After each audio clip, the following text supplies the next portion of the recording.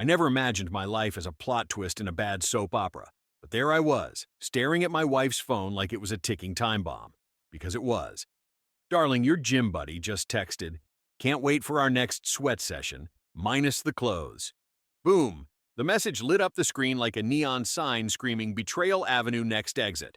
My heart didn't just sink, it plummeted into the abyss, doing somersaults on the way down. Little did I know, this was just the appetizer in a feast of deceit, served with a side of in-law interference. But spoiler alert, by the end, I'd turned the tables so spectacularly, even karma would applaud. Let me rewind to the golden days, before the storm clouds gathered. I'm Jake, 35, a software engineer with a knack for debugging code but apparently blind to bugs in my marriage.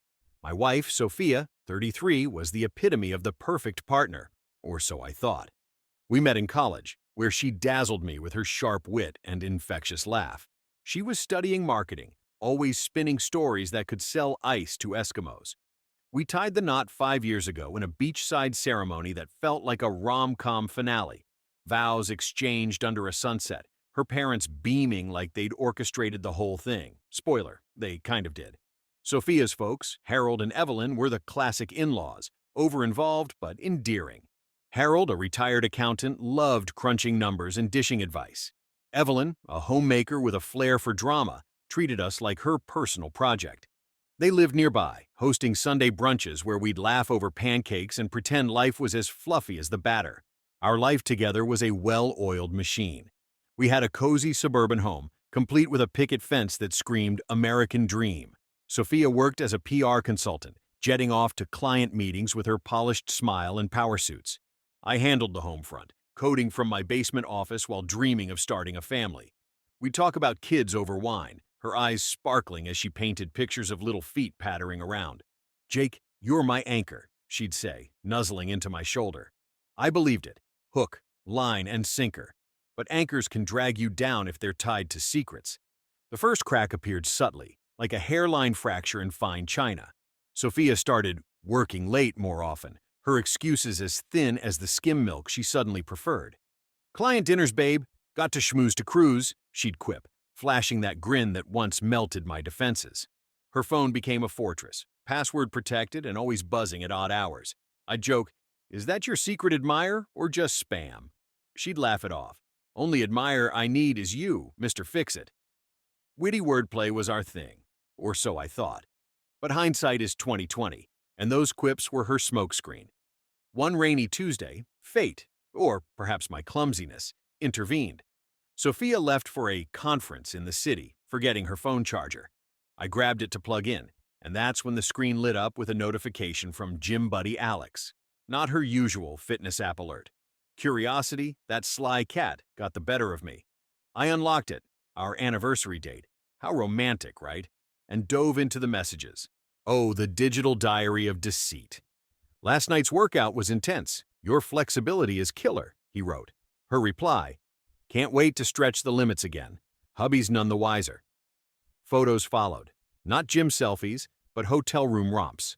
My wife, my Sophia, tangled in sheets with a chiseled stranger who looked like he'd stepped out of a fitness ad. The timestamps? Overlapping with her late nights for months. My world didn't just tilt. It spun like a malfunctioning carousel.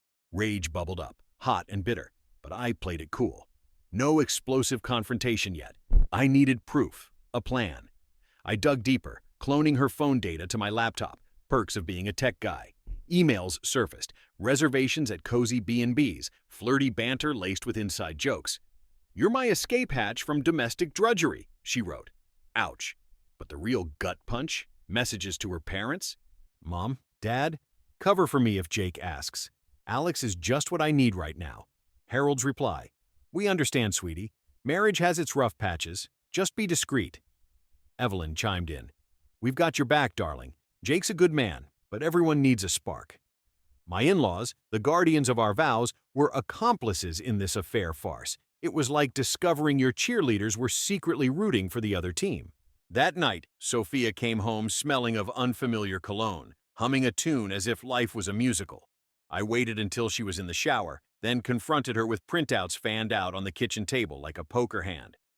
"Care to explain this full-body workout regimen?" I asked. my voice steady but laced with sarcasm. She froze, towel-wrapped and wide-eyed. Jake, it's not what it looks like. Classic opener. But the evidence was irrefutable. Tears flowed. I felt trapped, unappreciated. Alex made me feel alive. Trapped? In our dream life? I pressed about her parents. She crumbled. They knew, but only to help me sort it out. Help? More like enabling a double life. The in-laws arrived the next day, summoned by Sophia's frantic call. Harold blustered in, tie askew. Now, Jake, let's not jump to conclusions. Affairs happen. Think of the family. Evelyn wrung her hands. We love you both. Maybe counseling? I laughed, a bitter bark. Counseling? For what? How to betray 101? You two were the getaway drivers in this heist of my heart. The room crackled with tension. I laid it out. Divorce papers were incoming, and I'd expose their complicity if they fought me on assets. Sophia begged, please, Jake, think of our future.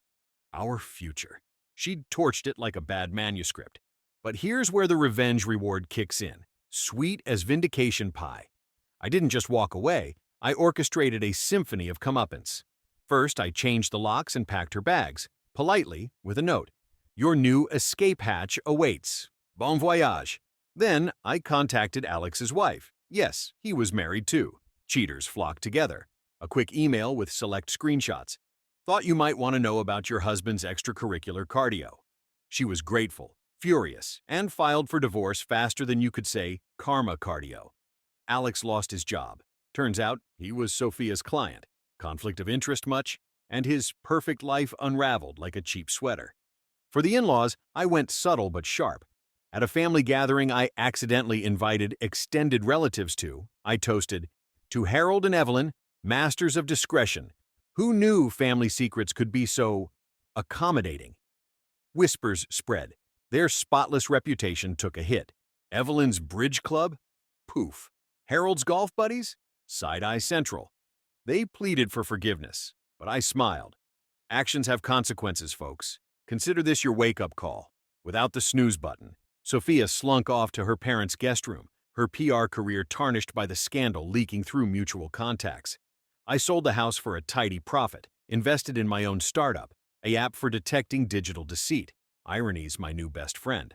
Therapy helped me rebuild, and 6 months later, I met Mia at a coding conference. Smart, loyal, with a laugh that echoes Sophia's but without the hidden daggers. We're taking it slow, but it's real. No more blind trust. I've upgraded my heart's firewall. Looking back, the betrayal was a brutal boot camp, forging me stronger. Sophia's spark fizzled into regret.